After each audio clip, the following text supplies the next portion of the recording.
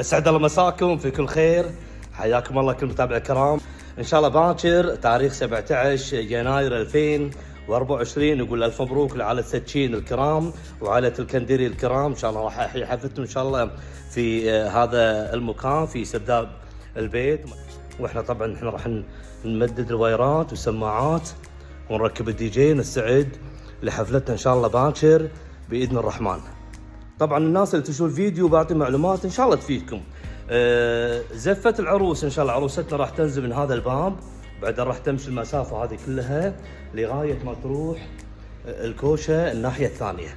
طبعا المراد من الكلام ان زفة العروس ومدة الزفة على مساحة المكان. زفتها باكر مدتها 8 دقائق. زفة العروس باكر مدتها 8 دقائق. نحن حاطين عندنا شعر وحاطين زفة عروس، بعدين الدزة، وان شاء الله الكل يستانس معنا بحفلتنا باكر باذن الرحمن. يلا واليوم ان شاء الله مركبين احنا 3 سماعات بالقاعة، هذه واحدة عندنا بالارض تحت، الثانية والثالثة الناحية وينها الناحية الثانية. وهم عدد السماعات هم يا جماعة الخير ما يصير نحط احنا 10 سماعات بقاعة صغيرة او مثلا نحط سماعتين والقاعة كبيرة. يعني المكان هو اللي يحدد كم عدد السماعات اللي القاعة تحتاجها. يعني احنا في سرداب البيت يعني 3 سماعات بالمعقول. هذه الصالة شوفت عينكم، وبعدين اللي راح يساعدنا الرخام اللي موجود راح يسري الصوت شوية. فيعني 3 سماعات كافية ووافية بحيث انه يكون الصوت نقي للمعازيم، القناة تصير واضحة، الناس ما تنزعج. وهذه اهم نقطة بالحفلة، ان الاغاني ما تزعج الناس اللي حاضرة بالحفلة. طبعا عندنا معلومة ثانية، طبعا حفلاتنا اذا في بيوت يفضل نركب الاجهزة قبل الحفلة بليلة. اول شيء شوفت عينكم احنا نركب على راحتنا. اهل البيت او اهل الحفلة باكر يعني يوم الحفل ما شاء الله لاهين، يعني تحريم تعرفين صالونات ويستعدون حق حفلتهم، يعني هم مو فاضيين لنا ولا احنا يعني راح نكون يعني لا لازم يكون احد معنا في البيت وقت التركيب. يعني يوم الحفل الكل لاهي، فيفضل نركب قبل الحفلة بليلة احنا ناخذ راحتنا. ومنها اذا العروس بتسوي بروفة بالعكس نسوي لها بروفة بحيث انها تاخذ فكرة وتاخذ طريقة الزفة على المشية اللي راح تدخل عليها العروس بالزفة.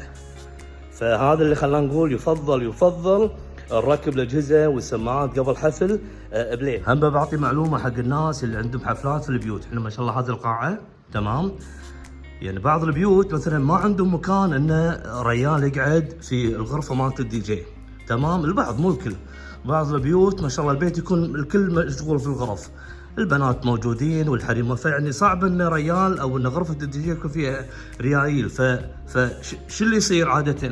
يا تكون في ديوانيه خارجيه، يا تكون في غرفه فوق بالدور اللي فوق وبابها خارجي بحيث ان نمدد وايراتنا من فوق لغايه الصاله السرداب.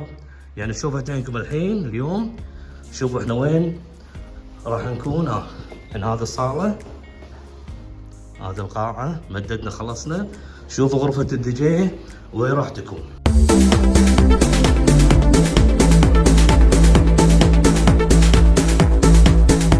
راح تكون في البيت الثاني. البيت الثاني هم طبعا اهلهم ونسايبهم.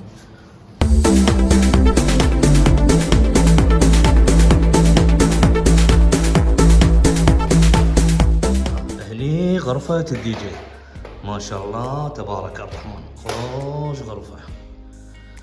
وطبعا هناك عندكم الله الحمام ما شاء الله خوش مكان. وهذه غرفة الدي جي اللي راح تكون في طبعا اشكال خالة العروس ام عبد الرحمن اللي استضافتنا عندها ايضا في بيتها، والحفلة في بيتهم العروس بيتهم ناصر. شكر خاص لاهالي الكندري الكرام ويعطيكم الف عافيه. يلا ان شاء الله نسوي شيء طيب ومرتب مع بيت سكين والكندري الكرام ان شاء الله باكر باذن الرحمن. واللي حابين ينسق معنا بحجز الدي جي واللي بيسجل عندنا زفات حياكم الله. اكونت الخاص فينا اسمه فويس _سنتر وتليفوناتي تلقونهم تحت. انا اخوكم طارق العسعوسي وان شاء الله نبدأ بحفلة باكر باذن الرحمن. قواكم الله.